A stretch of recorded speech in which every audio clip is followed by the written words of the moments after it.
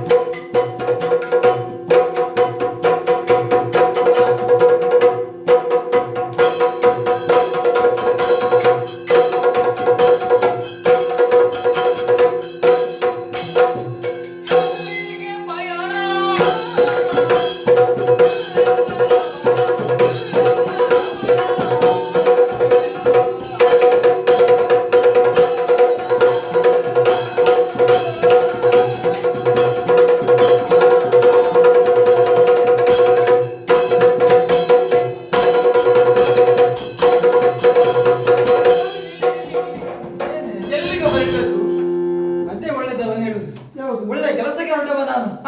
ಎಲ್ಲಿಗೆ ಅಂತ ಕೇಳ್ಬೋದ ನೀನು? ಮತ್ತೆ ಹೇಗೆ ಕೇಳುವುದು? ದೂರ ಹೊರಟದ್ದು ಸ್ವಾಮಿ ಅಂತ ಕೇಳ್ಬೇಕು. ಸ್ವಾಮಿ ನೀವು ಹೊರಟದ್ದು ಎಲ್ಲಿಗೆ ದೂರ? ಅದೇ ಮತ್ತೆ ಅದು ಎಲ್ಲಿಗೆ ಬಂತಲ್ಲ, ಎಲ್ಲಿಗೆ ಬಿಟ್ಟು ಬಿಡು ಹಾಗೆ ದೂರ ಇದ್ರೆ ಸಾಕು. ಸ್ವಾಮಿ ಈ ಹೊತ್ತಿಗೆ ನಿಮ್ಮ ರೂಪಲಾವಣ್ಯವನ್ನು ಕಾಣುವಾಗ ಒಂದಿಷ್ಟು ವಿಚಾರಗಳನ್ನು ಸ್ಪಷ್ಟಪಡಿಸಿಕೊಂಡಿದ್ದೇನೆ. ಯಾಕೆ? ನೀವು ಹೊರಟದ್ದು ಯುದ್ಧಕ್ಕೆ ಎನ್ನುವ ಹಾಗೆ. ಓಹೋ. ಆದರೂ ಪ್ರತಿನಿತ್ಯವೂ ಮನೆಯಿಂದ ಹೊರಗೋಗುವಂತಹ ಸಂದರ್ಭದಲ್ಲಿ ಈ ನಿಮ್ಮ ಮುದ್ದಿನ ಮಡದಿಯಾದಂತಹ ರಾಮನಲ್ಲಿ ಹೇಳಿ ಹೋಗುವವರು, ರಾಮ ಇಂತಿಂತ ಕಡೆಗೆ ಹೋಗ್ತಾ ಇದ್ದೇನೆ, ಬರುವಾಗ ಇಷ್ಟು ಹೊತ್ತಾಗ್ತದೆ, ನನ್ನನ್ನು ಕಾದು ಕುಳಿತುಕೊಳ್ಬೇಡ, ವಿಷಯಗಳೆಲ್ಲ ಆಡಿ ಹೋಗೋರು. ಆದ್ರೆ ಇಂದು ಹಾಗಲ್ಲ, ಗರುಡನಿಗೆ ಆಜ್ಞಾಪಿಸಿದ್ದೀರಿ, ಆಗದಿಂದ ಹಾರಿಕೊಂಡು ಹಾರಿಕೊಂಡು ಬಂದಿದ್ದಾನೆ. ಯಾರು? ಗರುಡ. ಯಾವಾಗ ಬರ್ತೀರಂತ ಹೇಳಿ. ಅದರ ಜೊತೆಯಲ್ಲಿ ನಿಮ್ಮ ವೇಷಭೂಷಣ ವೀರಾವೇಶದ ಹೊರಟು ಚಕ್ರಪಾಣಿಯಾಗಿದ್ದೇನೆ, ಆಯುಧಧಾರಿಯಾಗಿದ್ದೇನೆ. ಸ್ವಾಮಿ ಯುದ್ಧಕ್ಕೆ ಹೊರಟದ್ದೆನ್ನುವುದು ಸ್ಪಷ್ಟವಾಗಿದೆ. ಆದರೆ ನೀವು ಹೊರಟಂತಹ ವಿಷಯ ನನಗೆ ಗೊತ್ತಾಗಲಿಲ್ಲ. ಹಾಗಾಗಿ ಆವಲ್ಲಿಗೆ ಪಯಣ, ಆರೊಡನೆ ಕದನ, ತಿಳಿಯದಾದನು ಅದನ ಹೇಳಬಾರದು ರಮಣ. ನಾರಿ ಮಣಿಗೆ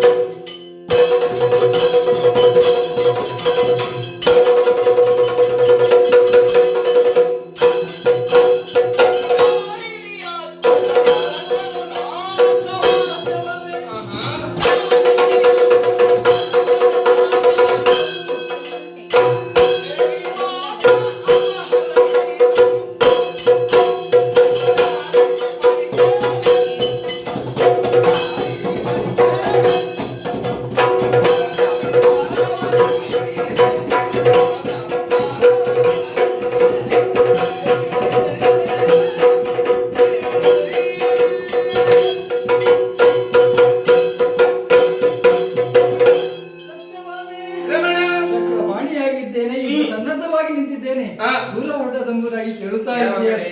ಹೌದು ನಿನಗೊಂದು ವಿಚಾರ ಹೇಳ್ಬೇಕು. ಏನು ಸ್ವಾಮಿ? ಕೆಲವು ಹೊತ್ತಿನ ಹಿಂದೆ ಹಾ. ಇಲ್ಲಿ ಯಾರು ಬಂದಿದ್ರು? ದೇವೇಂದ್ರ.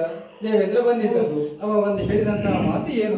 ನರಕಾಸುರನೆಂಬ ರಾಕ್ಷಸನು ಹಾ. ಇದು ಎವರಿಂದ ಬಡದವನ್ನು ಮೆರೆಯುತ್ತಾ ಇದ್ದಾನಂತೆ. ಓಹೋ. ಹೌದು. ಹಾ. ಸ್ವರ್ಗಕ್ಕೆ ದಾಳಿ ಹಾಕಿಟ್ಟು ಹಾ.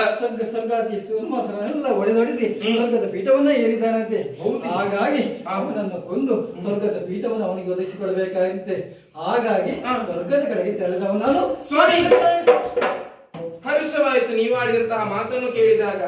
ಅದೇಕೆ? ಕಾರಣ ಇದೆ ಸ್ವಾಮಿ. ಏನು? ಈಗಿನ ಪ್ರಸಂಗ ಅಲ್ಲ, ಮತ್ತೆ? ಹಿಂದಿನ ಒಂದು ಘಟನೆ ನೆನಪಿಸಿಕೊಳ್ಳಿ ಅಂತೆ. ಓ, ಹಿಂದಿನ ಘಟನೆ. ಅಂದು ನಾರದರು ತಂದು ಕೊಟ್ಟಂತಹ ಪಾರಿಜಾತ ಸುಮವನ್ನು ಹಾ. ನೀವು ರುಕ್ಮಿಣಿಯ ತಲೆಗೆ ಮುಡಿಸಿದ್ದು. ಅದು? ಕೋಪಗೊಂಡಂತಹ ನಾನು ಏನು ಮಾಡಿದೆ? ಬಾಗಿಲು ಕೋಣೆ ಮಲಿನ ವಸ್ತ್ರವನ್ನು ಧರಿಸಿ ಕೋಣೆಯನ್ನು ಸೇರಿಕೊಂಡೆ. ಹೌದು.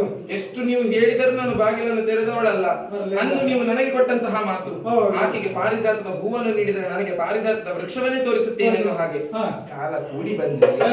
ಹೊತ್ತು ಹೆಚ್ಚು ತಗೊಳ್ಳೋದು ಬೇಡ. ಹಾ. ಬನ್ನಿ ಇಬ್ಬರು ಜೊತೆಯಾಗಿ ಸತ್ಯಭಾಮೆ, ಹಾ. ಹಾಗಾದ್ರೆ ನಾನು ಸ್ವಲ್ಪ ಆಲೋಚನೆ ಮಾಡುತ್ತೇನೆ. ಹೌದು. ಬೇರೆ ಏನೋ ಅಲ್ಲ. ಸರಿ ಸ್ವಾಮಿ.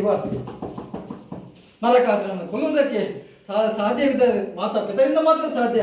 ಹಾಗಾಗಿ ನಾನು ಮತ್ತೆ ಇವಳು ಹೊದೆಯಿಂದಾದ್ರೆ ಅದನ್ನು ಕೊಲ್ಲುವುದಕ್ಕೆ ಸಾಧ್ಯವಿದೆ. ನಾನು ಯುದ್ಧ ಸನ್ನದ್ಧನಾಗಿದ್ದೇನೆ. ಸ್ವಾಮಿ ಸ್ವಾಮಿ ಹೀಗೆ ಸಾಕ? ಇದು ಆಭರಣ ಏನಾದ್ರೂ ಬೇಕಾ? ಇಷ್ಟು ಸಾಕು. ಭಂಡಾರದಲ್ಲಿ ಉಂಟು. ಎಲ್ಲಿ ಅಲ್ಲ, ಈಗ ಇಲ್ಲಿ ಇಷ್ಟು ಸಾಕು. ಸಾಕು. ಸಾಕು. ಯುದ್ಧ ಸನ್ನದ್ಧ ಆಗಿದೆಯಲ್ಲ, ಹೊರಡ ಬಂದಿದ್ದು ನಿಂತಿದ್ದಾನೆ. ಹಾ. ಆದಷ್ಟು ಬೇಗ ಸ್ವರ್ಗದ ಕಡೆ ತೆರಳೋಣ.